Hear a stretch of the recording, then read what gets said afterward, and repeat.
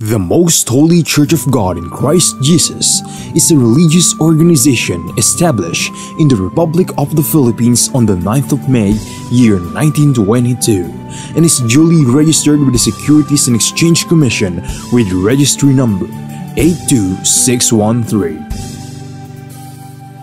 Through faith in the truth revealed by the Holy Scriptures of the Bible, the administration as well as the entire brethren of the Church believe that it is the Most High God, the Lord Christ Jesus, who established the Most Holy Church for the sole purpose of proclaiming Him as the only one true God and Savior whom we should worship and serve with our whole lives, and that He is no other than the Lord Christ Jesus, who manifested in the flesh, and that the Most Holy Church of God in Christ Jesus is His chosen way for us to deliver from our sins and eternal damnation.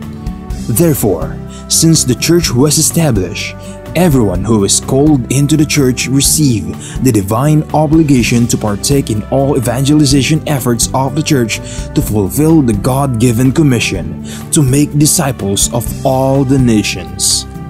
In that case, here is the vision and mission statement of the Church.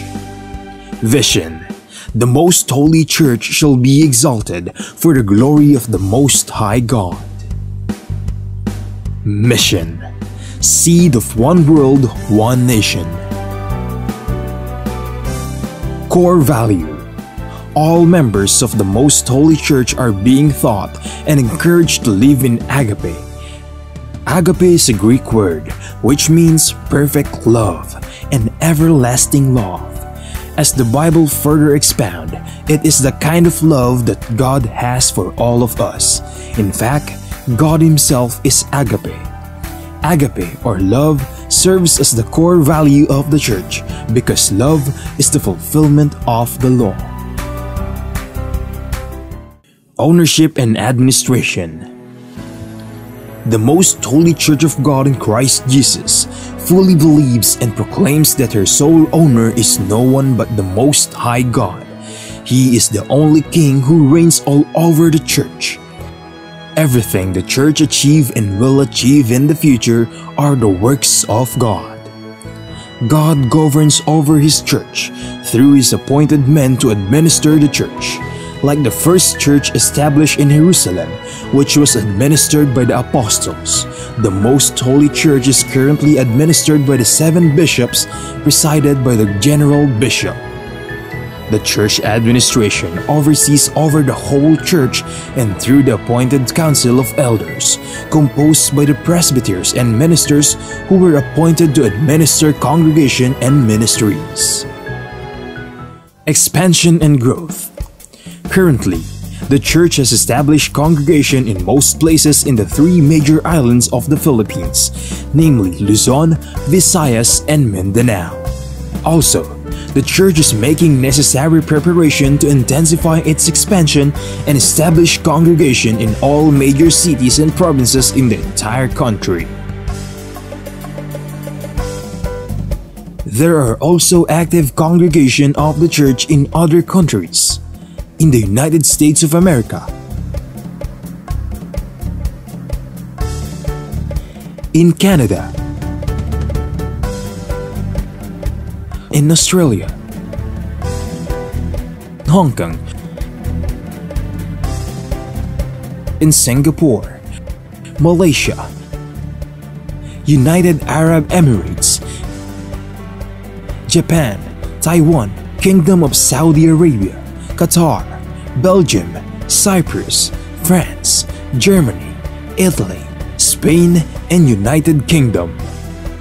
The Most Holy Church of God in Christ Jesus is looking forward to aggressively propagate the gospel, to edify the church in places where it was already established, and also to establish new congregation in other countries to complete the mission and fulfill the vision of the church.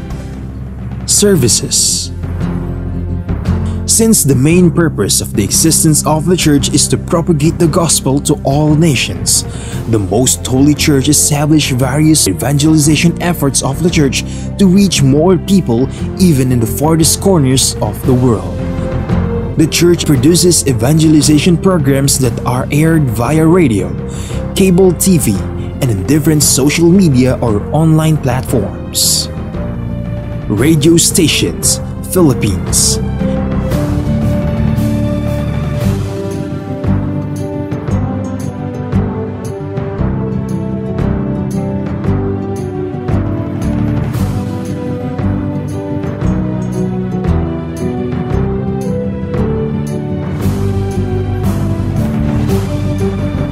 Cable TV channels.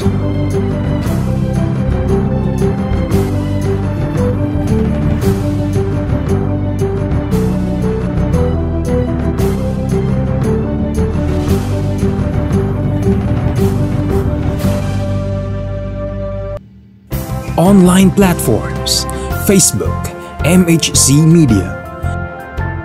YouTube, The Most Holy Church. Official website, www.mostholychurch.com. Charity.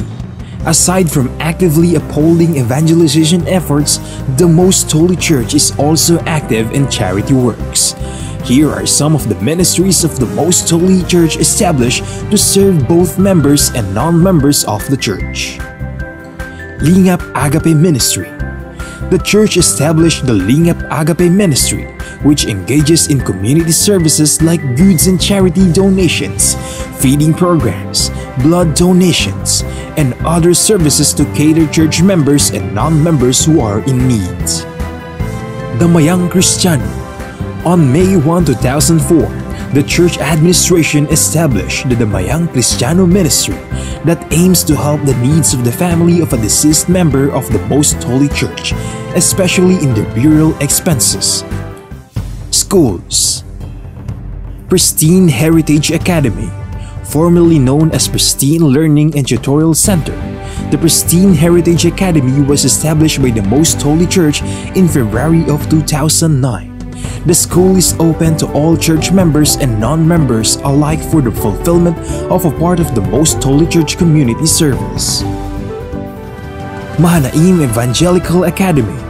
The church administration aimed to give standardized education and training to church members who aspire to become missionary workers and ministers of the church.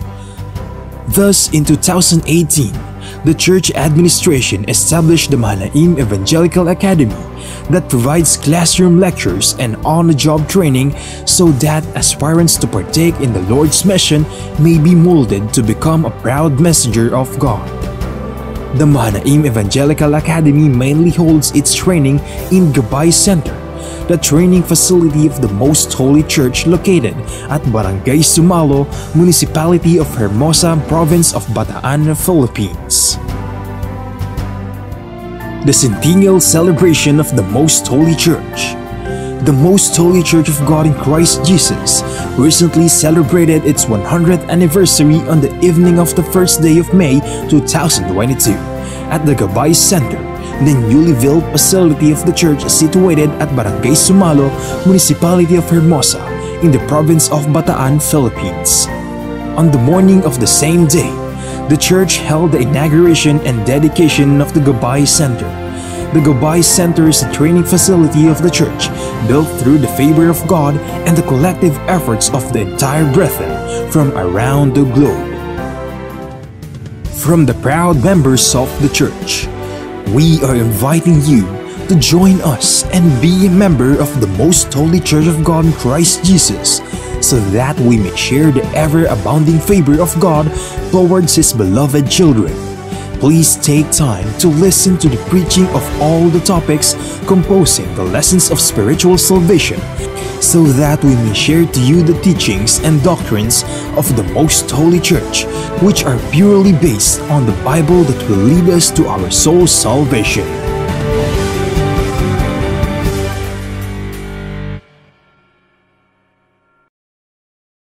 To know more about the church, you may visit our website at www.mostholychurch.com, or you may reach us through telephone number 6302-8255-6949. Maraming tanong, Maraming sagot. Maraming haka-haka at maraming mga katha. Nagsasalimbayang mga paliwanag. Gaya ng hangin ng aral na nagdadala sa tao sa magkabi-kabilang paniniwala. Ngunit, isa lamang ang dapat matanghal. Ang sagot ng Biblia.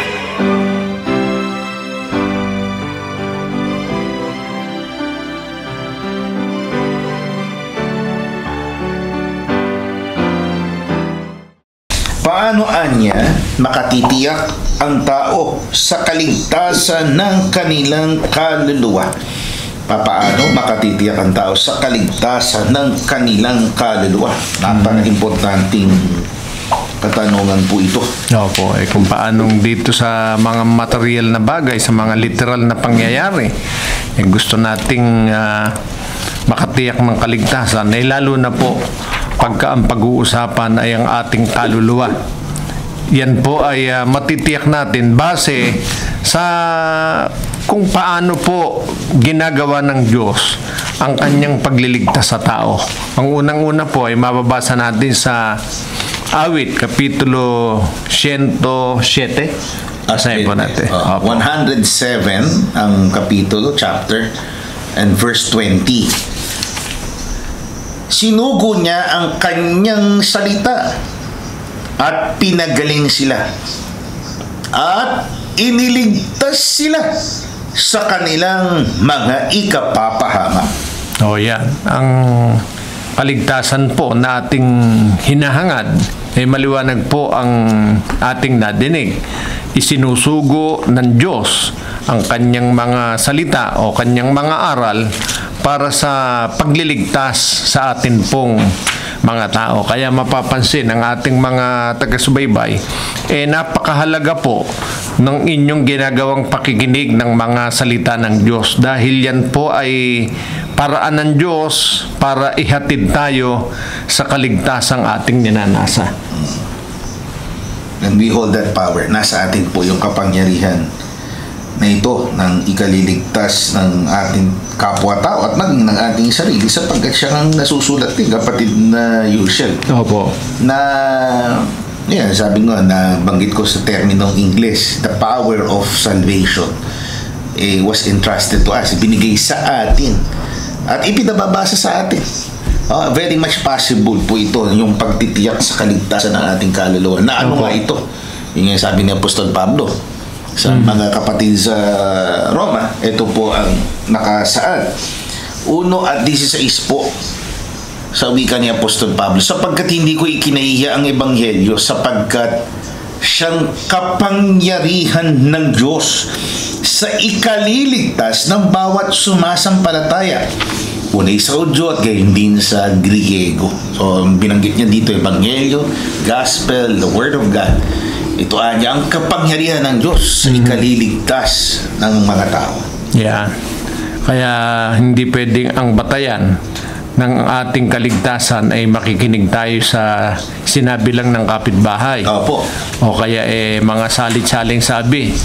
Kahit sa banal na kasulatan, tinatalakay po yan. Hindi pwedeng ang batayan para tayo maligtas yung mga salit-saling sabi. Kung minsan sinasabi ng iba,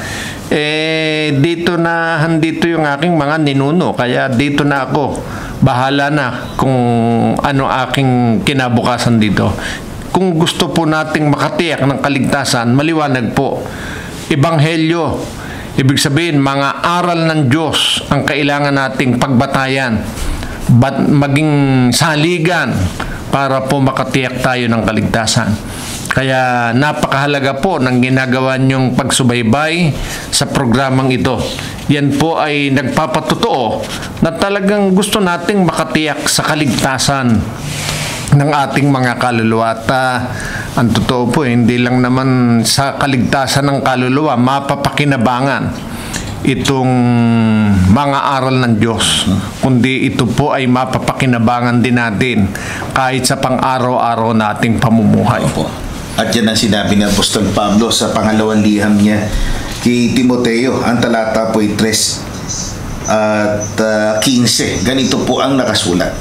At mula sa pagkasanggol ay iyong nalalaman ang mga banal na kasulatan. Of course, itong Emanghelyong salita ng Diyos na makapagpadulong sa iyo sa ikaliligtas sa pamamagitan ng pananampalataya kay Kristo Jesus. Tuloy natin sa kapitulo versikulo 16. Ang lahat ng mga kasulatan na kinasiyahan ng Diyos ay mapapakinabangan din naman sa pagtuturo, sa pagsansala, sa pagsaway, sa ikatututo na nasa katwiran. Yeah, di ba? Napakahalaga. Opo. Kaya ang ultimong layunin ng aral, syempre, dahil nga ang tanong tungkol sa kaligtasan, talaga sa ikaliligtas natin. Ngunit bukod dito, ang kasulatan, ang Biblia, na dito mababasa ang Ebanghelyong salita ng Diyos, kapaki-pakinabang din sa ating pang-araw-araw na pamumuhay. Opo. Ito yung lumilikha ng sa pagbasa nito, pagnamnam dito, lumilikha po ito ng karakter sa ating pagkatao, personalidad, na kung saan ito yung umi-impluwensya sa atin, ito yung humuhutok sa ating pagkatao. Kung ninanamnam nga natin ang bawat salita dito, nagiging mabuting tao tayo, maingat tayo sa pangungusap, sa pakikipagkapwa-tao, hindi tayo manlalamang, kundi mahusay tayong makisama, at hindi lamang puro pang sariling interest. Overall, ang nakikita sa atin ay yung tamang pamumuhay, yung pagiging human. Kaya na iba tayo sa mga hayop na ang kanilang pag-iral batay sa kanilang animal instinct lang. Hindi kaya natin yung ating humanity, meron tayong compassion, meron tayong malasakit sa ating kapwa, meron tayong sibilisasyon, meron tayong pakikipagkapwa-tao. Kaya nagiging maayos yung pamayanan. Kaya nga, yan, kinikilala ng gobyerno, pati na usually, yung mga relihiyon ng pamahalang lokal, ang pamahalang nasyonal. Sinasabi nila ang role ng pagre-religion, pagbabasa ng Biblia, yung hinihikayat ang mga tao. Kasi nga, dyan nagbi-build up ang kagandahang asal ng pagiging sibil ng mamamayan. Kaya yung sinabi ni Apostol Pablo. Pero, inulit po natin the ultimate goal ng pagbabasa ng Biblia batay sa tanong para sa salvation, para sa kaligtasan ng ating mga kaluluwa. At wag po ninyong kakalimutan, ang pakinabang niyan ay hindi lang sa kaligtasan ng kaluluwa, kahit sa pang-araw-araw nating pamumuhay. Kasi pagka talagang tataluntunin ng tao ang mga aral ng Diyos sa Biblia, matututo po siyang maging mabait na magulang, mabait na anak, hindi masuway sa magulang, hindi siya mahuhulog sa mga masasamang bisyo, hindi po niya kahihiligan ng kalayawan, di ba? Na karaniwang ikinapapahamak ng marami. Kaya pagka ganon, pakinabang yan, buhay ka pa, nandito ka pa, at sigurado po makararating ka sa kabilang buhay na ligtas ang iyong kaluluwa. Kaya napakahalaga po nung ginagawa niyong pagsubaybay sa amin sa programang ito na ang Kabanal-Banalan, dahil ito po ang magiging gabay natin sa tiyak na ikaliligtas ng ating kaluluwa. At yan pinakatiyak ni Apostol Pablo, di ba ba? At ito'y sinabi niya sa mga kapatid sa Korinto, 15, 1 hanggang 2. Pakinggan po natin mga kaibigan. Ngayon pinatatalastas ko sa inyo mga kapatid ang ebanghelyo na sa inyo'y aking ipinangaral, na inamang tinanggap, na siya naman ninyong pinananatilihan. Sa pamamagitan naman nito'y ligtas kayo, kung matyaga ninyong iingatan ang salitang ipinangaral ko sa inyo, maliban na kung kayo magsisampalataya ng walang kabuluhan. Oh yeah. Tiyak, di ba? Opo. Klaro, garantisado. Opo. Na okay, the Bible, the Scripture, yan ay guide lang. Okay, guide. Pero hindi sabihin na guide lang yan, na parang it's up to us, kumbaga parang it's a matter of choice. It's a matter of choice. Tayo pa rin ang pipili. Pero sinabi dito yung garantiya, mga kaibigan. Opo. Gaya ng ino-offer na produkto, Doon sa produkto sinasabi, pag binili mo ito, hindi ka magsisisi. Opo. Ito, everyone naman, patungo tayo sa pagtatapos ng ating pamumuhay. Dahil mortal lamang, pero syempre yung afterlife, yung ating kaluluwa, merong pupuntahan niya, may papatunguhan yan, at ang patunguhan yan ay tiyak na kaligtasan kung tayo lalapat sa ebanghelyo, mananatili tayo sa salita ng Diyos. Opo. At yung mga ganyang gawa, mga ganyang pamumuhay na resulta po ng napakinggan nating mabubuting mga aral ng Diyos, meron pong lugar na hinihikaya, merong dako na sinasabi si Apostol Pablo na hinihikayat niya ang lahat na doon ugaliin ang ganong mga gawa para po hindi mawalang kabuluhan kundi talagang maging kaluguran ng Panginoon.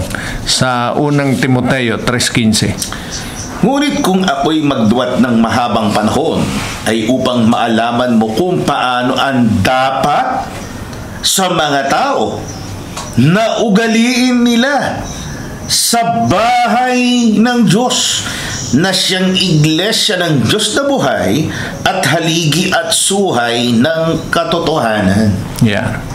Diyan po tayo inaakay ni Apostol Pablo. Pagka naunawaan natin ang mga aral ng Diyos, sinampalatayan na natin, o maging ugali na po natin ito.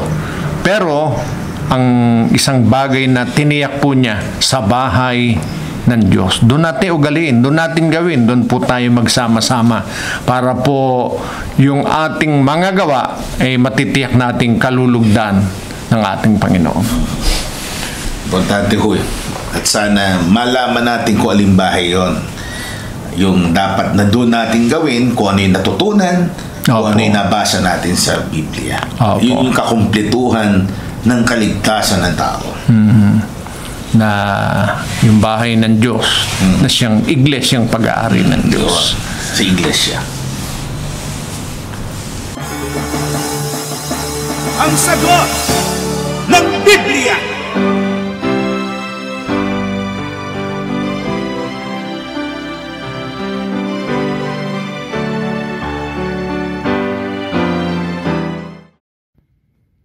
Kapayapaan po ang sumaating lahat. Ako po ang inyong lingkod, Sister Lois Ann Aban Macalino.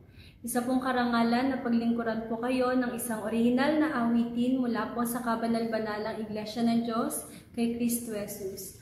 Ang aking pong awit na ipaglilingkod sa inyo ay naglalayong muling ipaalala sa atin ang kabutihan po ng ating Panginoon Diyos. Tinubos niya po tayo ng kanyang sariling laman at dugo. Kaya marapat lamang po na manatili sa atin ang kagandahan ng kanyang kalooban. Ang pamagat po ng aking awit ay Natatandaan Mo Pa Ba? At ang kasangkapang nag-lyrics at nagtono po nito ay si Sister Dina Valerio Batak.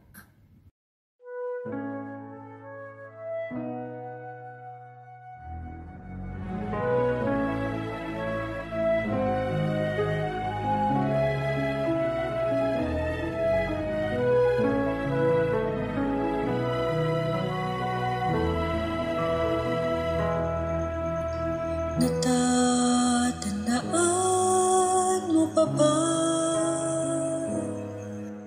May isang buhay na inialay at nagsilbi pa rin isang gabay sa mga di-batid ang katotohanan. Natatandaan mo pa ba? Pangakong kaniyang inilaan sa lingkod na lalakad sa daan at maging kanyang kalarawan.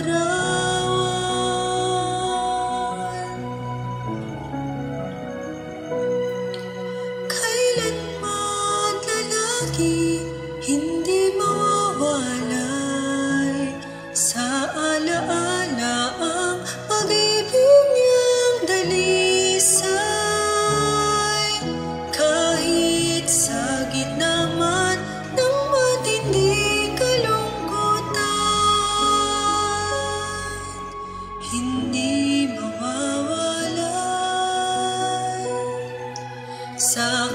ay laging magpapatibay, pag-ibig ng Haring mahal.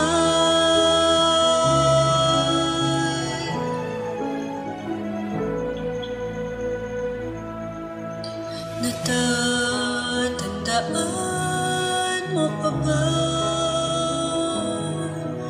May isang buhay na inialay at nagsilbi pa rin isang gabay sa mga di batid ang katotohanan. Natatandaan mo pa ba? Pangakong kaniyang inilaan sa lingkod na lalakad sa daan at maging kanyang kalarawan. Kailanman na lagi hindi mawalay sa alaala ang pag-ibig niyang dalisay. Kahit sa gitna man ng matinding kalungkutan,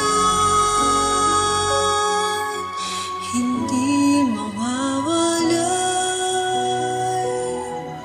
Sa akin ay laging magpapatibay, pag-ibig ng Haring mahal.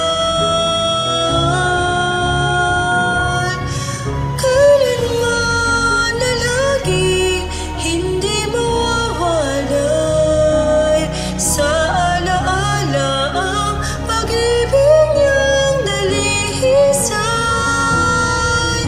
Kahit sa gitna man ng matinding kalungkutan, hindi mawawalay. Sa akin ay laging magpapatibay, pag-ibig ng Haring mahal. Pag-ibig na sa akin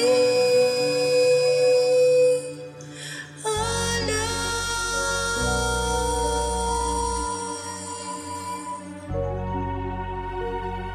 Lahat po ba ng taong naglilingkod sa iba't ibang church o religion ay nasasakop ng Panginoong Kristo Jesus? Lahat po ba ng taong naglilingkod o members ng iba't ibang church, iba-iba ang kanilang denominasyon, ay nasasakop po ba ng Panginoong Kristo Jesus?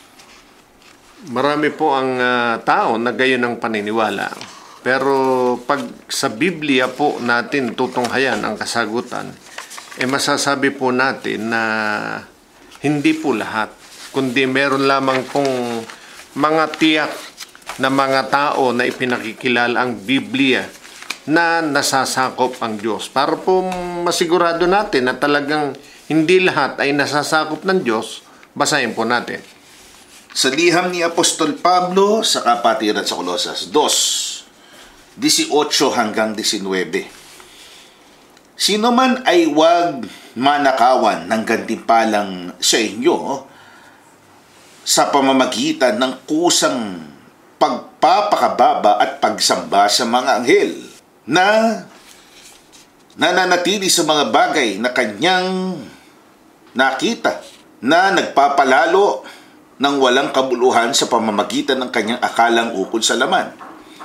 Ang hindi nangangapit sa ulo, na sa kanya'y ang buong katawan na inaalalayan at nakalakip sa pamamagitan ng mga kasukasuan at mga litid, ay lumalago ng paglagong mula sa Diyos. So yan po ay mapapansin natin, merong mga binabanggit si Apostol Pablo na dahil sa kanilang pagkakilala, gumagawa sila ng mga pagsamba na kusa. Ibig sabihin, hindi naman iniuutos. Halimbawa, pagsamba sa mga anghel, hindi po utos ng Diyos yun. Pero para sa kanila, yun pagpapakababa.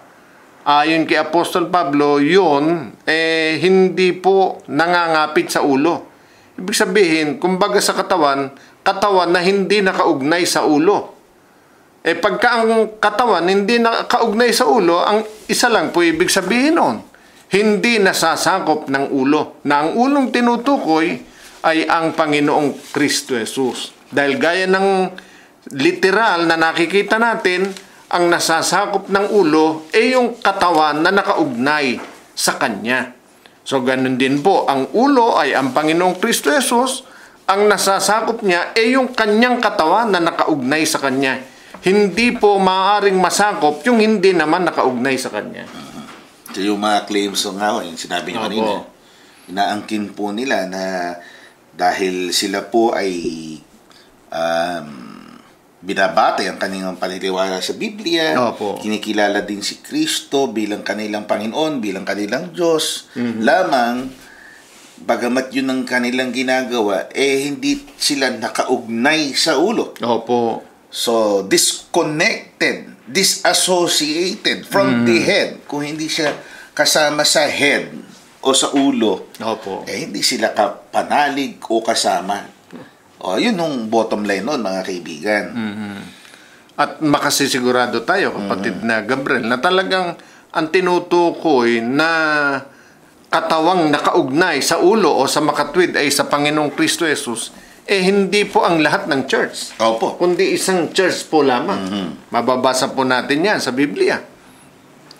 Sa Efeso 5:23, sa salin pong Tagalog Popular Version. Dinggin po natin, mga kaibigan, upang tayo matulungan sa ating pagsusuri. 5:23, sapagkat ang lalaki ang ulo ng kanyang asawa, tulad ni Kristo, na siyang ulo ng iglesia, na kanyang katawan, at siyang tagapagligtas nito. Yan ang dahilan. At siyang ipinakikilala ng Biblia, yung church na sinasabing katawang nakaugnay sa ulo, sa makatwid, ay sa Panginoong Kristo Jesus, yun po ang church na ang pagkakaugnay sa Panginoong Kristo Jesus, si Kristo ang kanilang ulo. Pagka po inunawa nating mabuti sa Biblia, pag sinabing si Kristo ang ulo ng kanyang katawan o ulo ng kanyang church, ano ba talaga ibig sabihin nun? Mababasa po natin yan sa kasunod na mga talata. Sa liham ni Pablo sa Kapatirang Ebreo 3 at 6. Ganito po. Datapwat si Kristo, gaya ng anak, ay puno sa bahay niya, na ang bahay niya ay tayo, kung ating ingatang matibay ang ating pagkakatiwala at pagmamapuri sa pag-asa natin hanggang sa katapusan. So yan, napakalinaw. Yun ang dahilan kung bakit siya tinawag na ulo ng kanyang katawan, dahil yung katawan niya na church, siya po ang puno doon. Pagka sinabing siya ang puno ng mga yaon, siya po ang kanilang kinikilalang ama. Siya po ang kinikilala nilang puno sa kanilang sambahayan, dahil ang church ay gaya din po ng isang sambahayan na ang kinikilalang father ay ang Panginoong Kristo Jesus. At kahit ho ang mga dalubhasa ng kasulatan, yung po bang nagdeboto ng kanilang panahon, ng kanilang atensyon sa pagsusuri ng nakasulat. Sila ay naglalabas ng kanilang opinyon o komentaryo upang matulungan ng iba. Gaya nitong si Ginoong Adam Clark, sa isang bahagi na binigyang komentaryo ho yung talatang ito. Yung liham ni Pablo sa Kapatirang Ebreo 3 at 6. Sa isang part ho ay sinabi niya gaya ganito, whose house are we? We Christians are His church and family. He is our Father, Governor, and Head. So, anya sa Kanya, at ang espiritu ng Biblia, nandun nga sa sinabi niya na bilang mga Kristiyano, tayo nasa isang pamilya, nasa isang iglesia, isang iglesia lamang, at ang Ama, si Kristo. Siya lang ang ating Ama, siya yung gobernador, siya ang puno nito. So sa mga katwid, ang recognition po sa ating Panginoong Kristo Jesus, hindi po yung sa salitang sabihin natin, parang salitang kanto, hindi ho laway lang. Hindi ho bukang bibig lang. Hindi ho sinabi ng labi lamang, kundi biblical ang gumugobyerno sa mga taong ito na nasa kanyang iglesia, ang nasusunod, ang nagdidikta ng kanilang pamumuhay, at ang kinikilalang siyang kanilang Ama ay walang iba kundi ang ating Panginoong Kristo Jesus. Kaya kilala at tiyakan kung sino yung church na tinutukoy. Hindi po lahat ng church, kasi alam po natin, marami pong church, maraming iglesia, maraming kalipunan ng mananampalataya na hindi po kinikilalang Ama ang Panginoong Kristo Jesus. Yung iba po, ang alam, siya po ay karaniwang tao. O kaya itinanging tao. Kung minsan po, sinasabing siya ay Diyos, pero hindi siya ang Ama. Pero yung church na sinasabi po ni Apostol Pablo na nasasakop ni Kristo, ito ang church na ang pagkakilala kay Kristo, Ama. Absolute. Si Kristo ang kanilang Ama. Absolute ho yun. Ibig sabihin, walang pagtatalo. Siya yung ina-acknowledge na supreme head, leader, at Ama dito. Walang iba. Yung kinikilala ng iba na Ama, bukod pa kay Kristo, paano sila mauugnay dito kung hindi nga gano'n ang pagkilala nila kay Kristo? Mga kaibigan, unfortunately, yun nga ho yung contention ng iba. Total, pare-parehas naman daw yan. Kumikilala kay Kristo. At the end of the day, mga kaibigan, Biblia pa rin ho dapat ang standard na dapat sinusunod natin. Sabi ng Biblia, si Kristo ang Ama. At iisa lang yung kanyang iglesia. No matter how other churches claim to be connected with Christ, Biblia na ho ang nag-dismiss sa kanila. Ang nagpuwera, sabihin na natin diretso. Ang nagpuwera sa kanila dahil iisa lang ang iglesia na pag-aari ni Kristo, at ito yung kumikilala sa kanya bilang Ama nito. Yun yung sinasabi ni Pablo na nangangapit sa ulo. Pag hindi yan ang pagkakilala, yun yung tinutukoy niyang hindi sila nangangapit sa ulo. Ibig sabihin nun, hindi nakaugnay sa ulo. Hindi nakaugnay sa Panginoong Kristo Jesus. Bakit? Hindi ayon sa sinasabi ng Biblia ang kanilang pagkakilala o pagkilala sa Panginoong Kristo Jesus. Ngayon, may matitiyak ba natin, kapatid na Gabriel, na talagang ang Panginoong Kristo Jesus na pumarito, ipinakilala ba talagang siya yung Ama? Mababasa po natin yan sa unang Juan 3:1. Ito po nakasulat, masdan ninyo kung gaanong pag-ibig ang ipinagkaloob sa atin ng Ama upang tayo'y mga tawag na mga anak ng Diyos. At tayo'y gayon nga. Dahil dito'y hindi tayo nakikilala ng sanglibutan sapagkat siya'y hindi nakilala nito. Diba, kapatid na Gabriel? Yung hindi nakilala, yun yung Ama. At yun nga ho yung sinabi ni Apostol Pablo. May problema po sila doon sa hindi nila nakilala. Iba pa ho yung hindi nakilala, hindi na-recognize, hindi na in-acknowledge, so hindi kinilala. Yun ang problema, yung suliranin nila noong pa man at hanggang ngayon ay gayon din na dinadala ng maraming mga relihiyon ngayon. Ang pagtanggi kay Kristo, yung pagsasalita na hindi namin siya kilala bilang Ama. Napakahalaga po nun.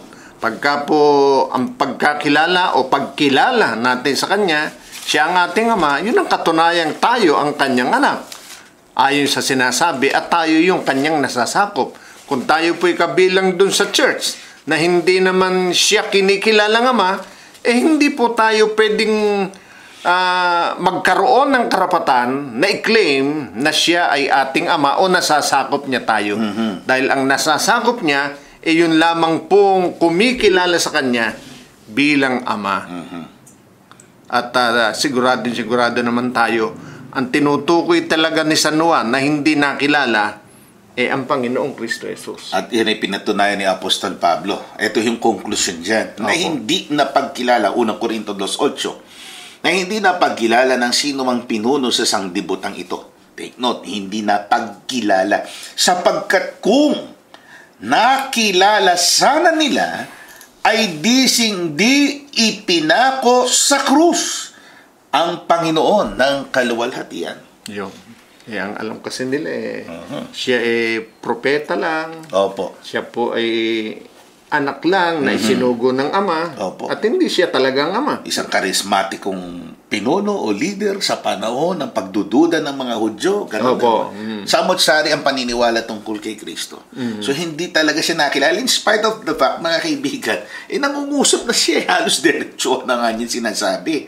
Siya yung katuparan ng sinasabi ng mga propeta, ang pariritong Diyos, etc., etc. And yet, hindi nga siya kinilala o nakilala ng mga ito. At kahit hanggang sa kasalukuyang panahon, doon sa bansang Israel na pinalad tayong makarating doon, talagang yung mga tao doon, yung mga Hudyo, hindi talaga siya kinikilalang Diyos. Opo. Hindi siya kinikilalang Mesiyas hanggang sa kasalukuyan. Kaya dun sa nagsasabi, malaya naman po tayo, no? Mga kaibigan. Hindi natin sila binabawalan. Hindi namin sila tutungayawin. Parang kayo, mga bulaan. Nasa sa kanila po yun. Nasa kalayaan po nila na i-claim na sila kaugnay kay Kristo. Kahit nga sa usaping legal, kay kapatid na usual no two corporations can be similar. Kung ang kanila, halimbawa yung articles of incorporation, mga dokumento nila magkahawig halos. Kahit ang gobyerno, sasabihin nila hindi po pwedeng identical sila. Hindi pwedeng kaugnay ako dyan. Yung pala, merong mga provision doon na magkaiba sila. Hindi pwedeng one and the same sila o connected kami dyan. Hindi naman nire-recognize ng batas ng tao. Lalo na sa batas ng Biblia, mga kaibigan. Kung hindi naman nire-recognize si Kristo bilang ama, pagkakilala sa kanila ganito nga, o siya ordinaryong tao, o kaya extraordinaryo, pero tao pa rin, hindi maaari na sila po yung mapabilang sa talagang sinasabing iglesyang pag-aari ng Diyos. Ang sagot ng Biblia.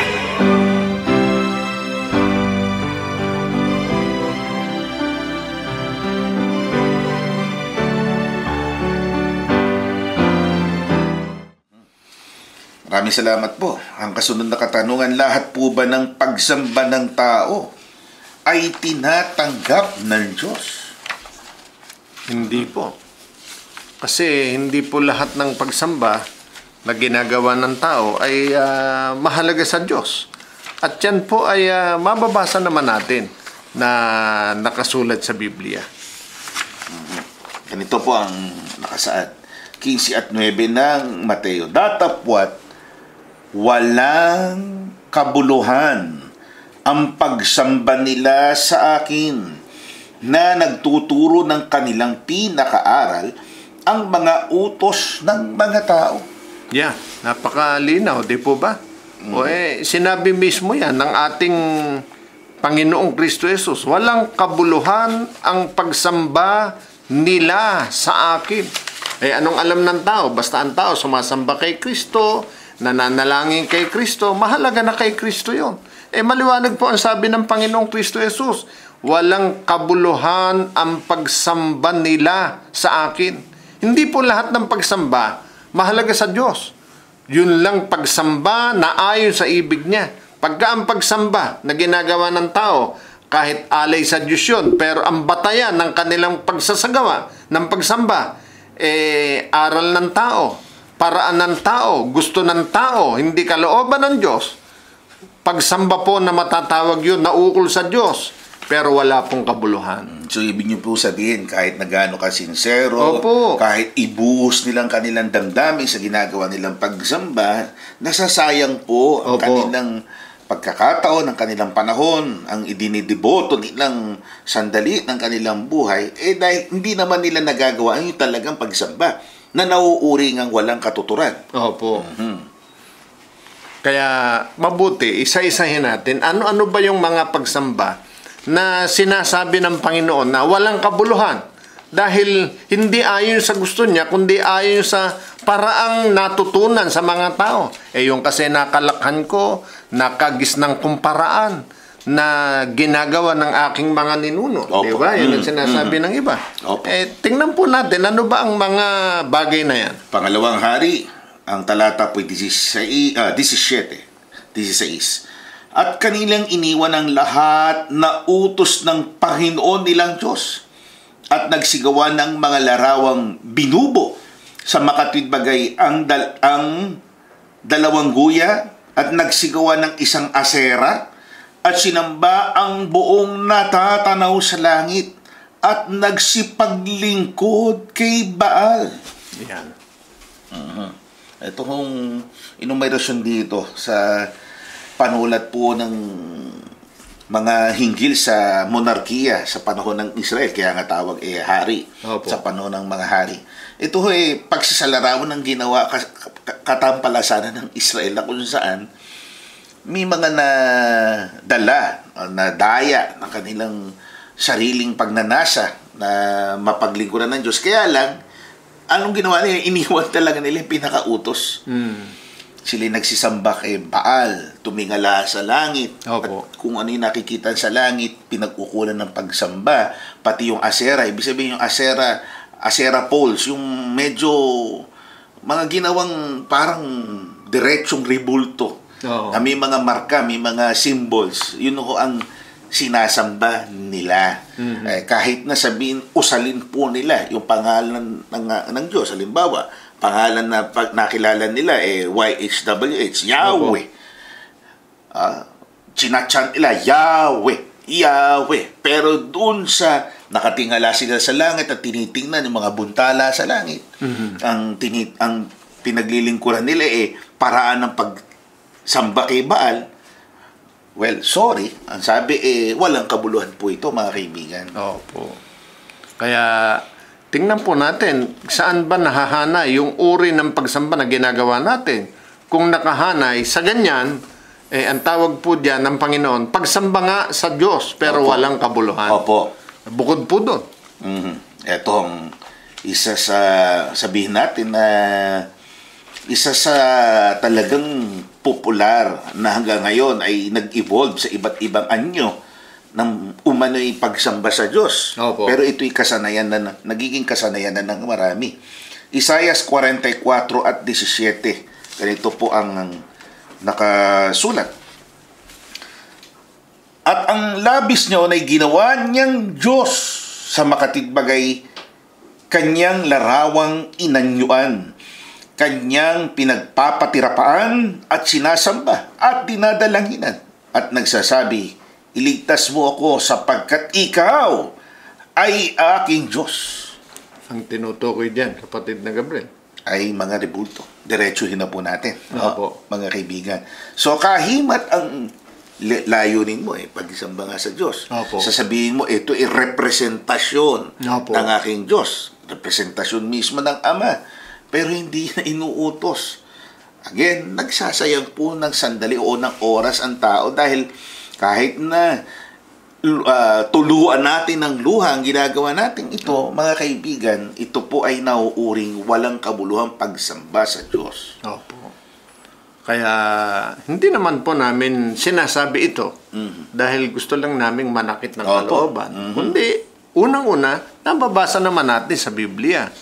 Pangalawa, may nagtatanong kung lahat ba ng pagsamba ay karapat-dapat sa Diyos, maliwanag po ang sagot ng Biblia. Ang Biblia po, kung tawagin ng Apostol Pablo, nandito yung mga salita ng Diyos na talagang matalim kung gaano katalim, kapatid na Gabriel, dalawang talim, magkabila. Talagang matalas. Pagka minsan sumusugat, pero hindi po para saktan tayo. At kung sakaling masaktan po tayo, hindi para po masaktan lang, kundi para po makita po natin, mali pala. Hindi pala tama, dapat po nating baguhin yung mali na ating ginagawa.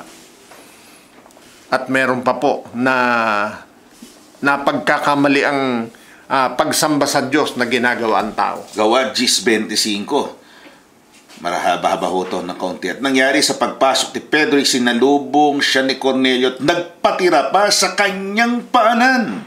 At siya'y sinamba.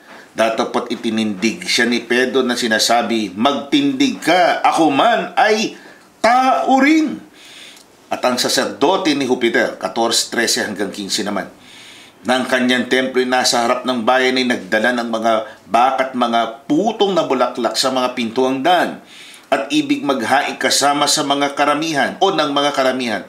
Tatapat ng marinig ito ng mga apostol na si Bernabe at si Pablo, hinapak nila ang kanilang mga damit at nagsipanakbo sa gitna ng karamihan na nagsisisigaw at nagsisipagsabi, mga Ginoo, bakit ninyo ginagawang mga bagay na ito?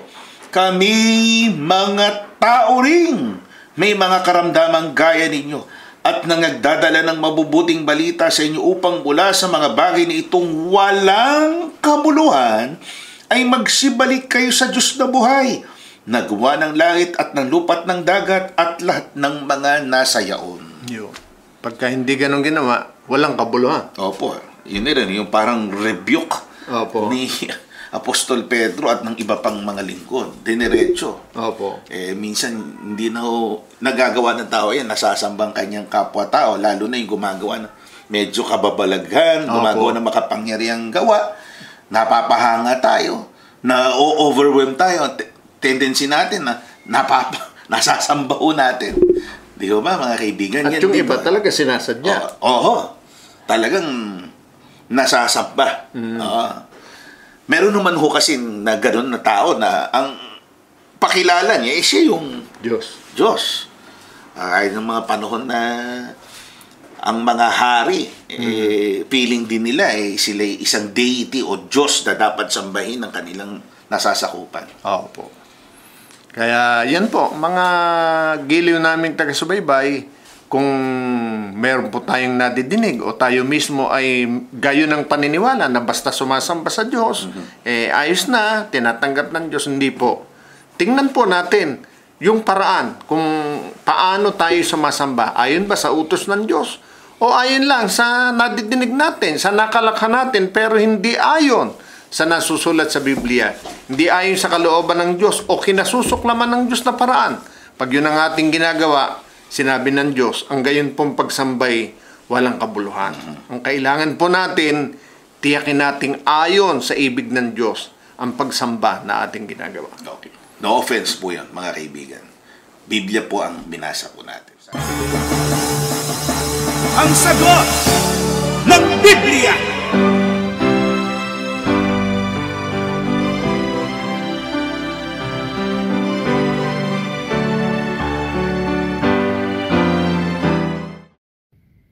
Ang aking pong kasunod na awitin ay naglalayon pong ipaalala sa atin ang walang hanggang pag-ibig ng ating pong Panginoon Diyos.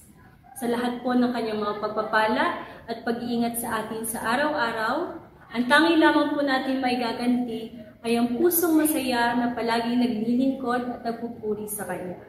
Ang kasangkapan po nag-lyrics at nagtono ng awiting ito ay si Brother Jonathan Cruz. At ang pamagat po ay Agape Mo, Buhay Ko.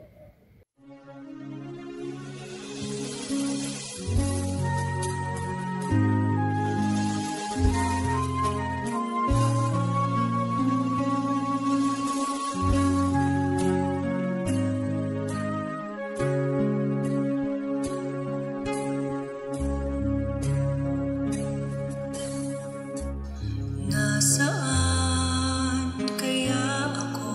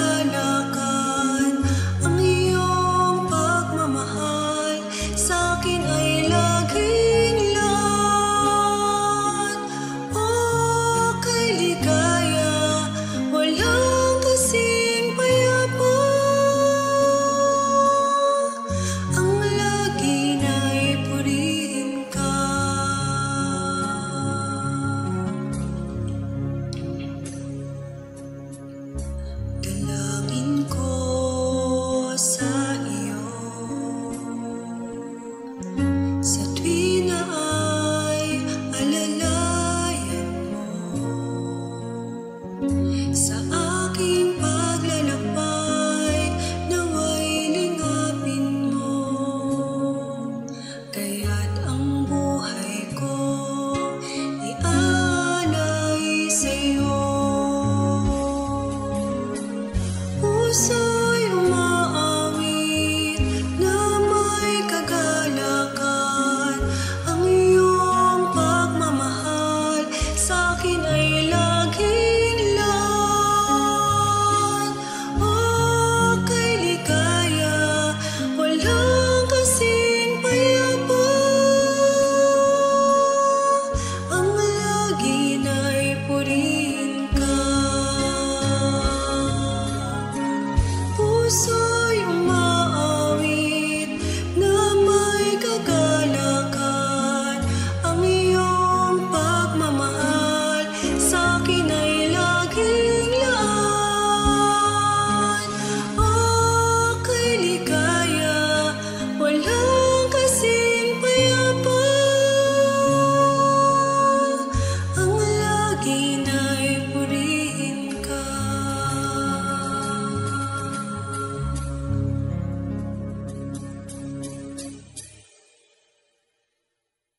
Mula kay Texter 0967, ang huling digits ay 0136.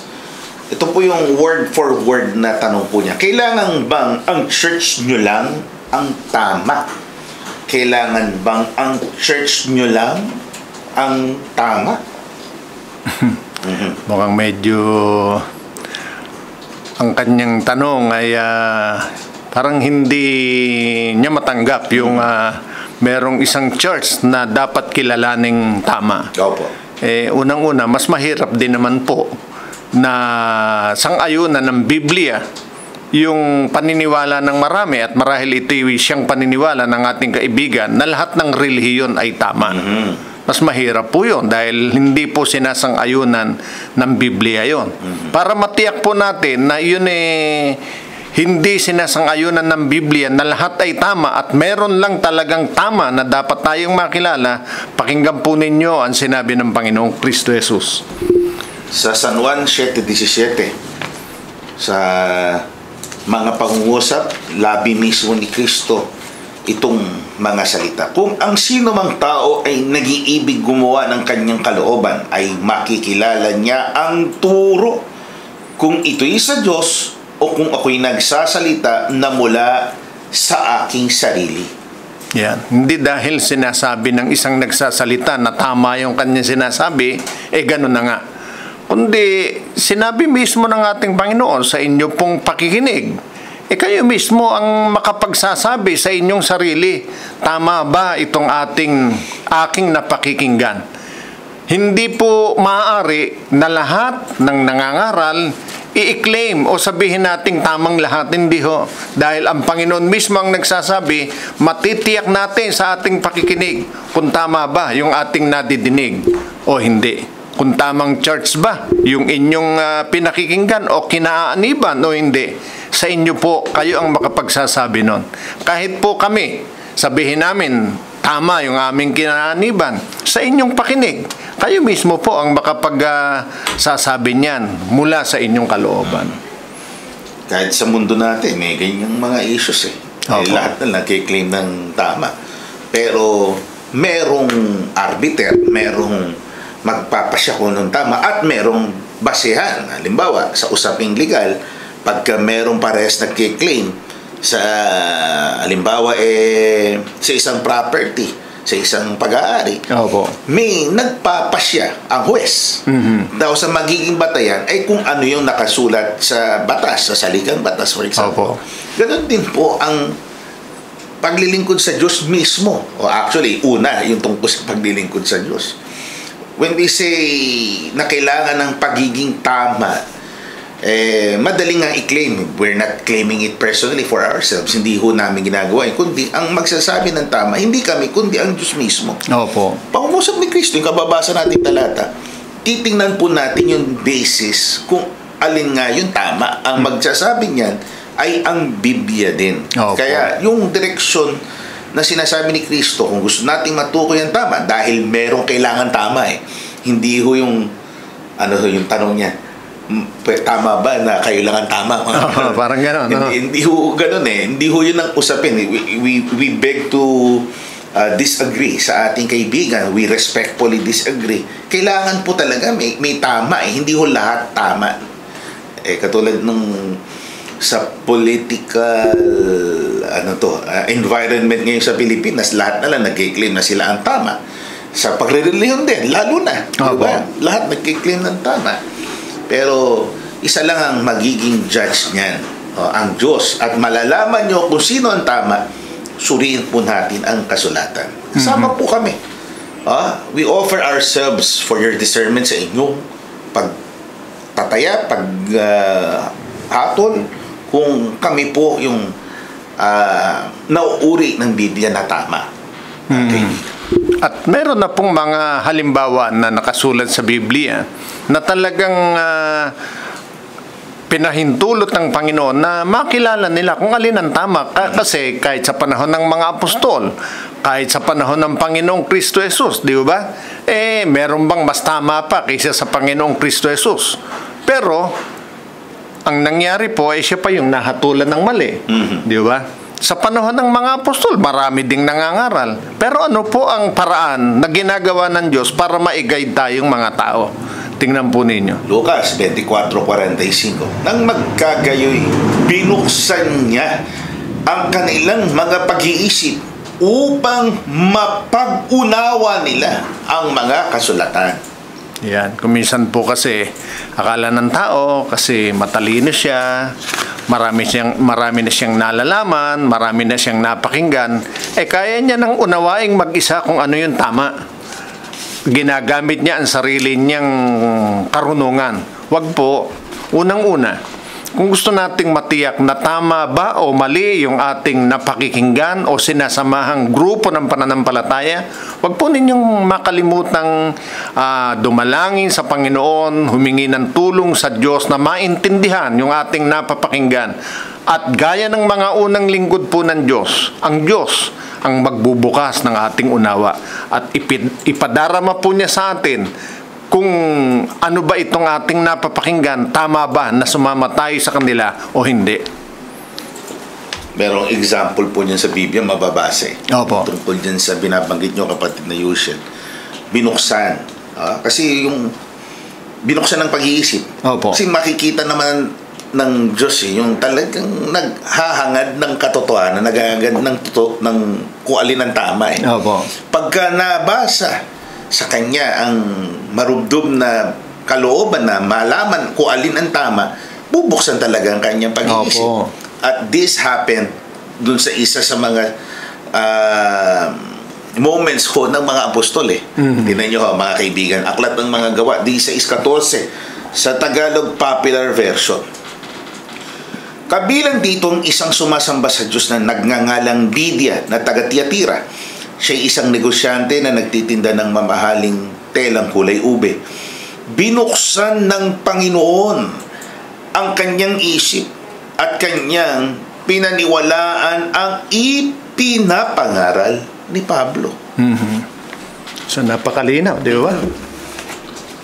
Kung tayo po, ganun ang sistema nabanggit ko kanina hanggat ang nananaig yung sarili mong karunungan talaga hindi mo maintindihan, hindi mo ma-accept na ito talaga ang tama. Opo. Pero kung nagpakumbaba ka, isinuko mo ang iyong sariling kaalaman, kalooban, ang sarili mong prinsipyo, you'll get to know, you'll be guided to the conclusion na yung pangangaral pala na nasa Biblia, may tinuturong isang iglesia, yung pala talaga ang tama. At ma-accept mo for all its perceived errors ng mga miyembro dyan. Mga ganun Opo. Kung may nakikita kang kapintasan ng mga miyembro, hindi yun ang makikita mo Kasi kaya nga ng sinabi ni Kristo, doon ka nakatingin sa turo, sa doktrina, para matukoy mo nga kung sila nga yung nasa tama. Opo. So, inaasahan po namin na yan maiintindihan po natin at gagabayan tayo ng Panginoon. Basta ipamanhig po natin sa Panginoon na talagang tulungan po tayo. Huwag po nating payagang sarili nating kaisipan, kakayanan, kundi ang kalooban ng Diyos ang manaig sa atin. Mapagpala po tayo sa araw na ito, mga kaibigan. Yan ang laging nasa tuwina'y panalangin po ng palatuntunan ito at ng Samahang Kabanal-Banalang Iglesia. Maingatan ng ating kalusugan, mapagpalang ating mga kaluluwa. So, maraming salamat po. At hanggang dito po muna. Ang kasunod na bahagi po ay siyang paglalaanan natin ng mga sandali, ang pagdulog sa ating Panginoon. Ukol po sa inyo na mga taga-subaybay namin, maging sa lahat ng humihiling na sila po ay tulungan nating lumapit sa Panginoon dahil sa iba't ibang kalagayan sa buhay na ito. Pangungunahan po ito ng ating minamahal na kapatid na Gabriel. Nanyayaan pong lahat sa isang sandali ng katahimikan.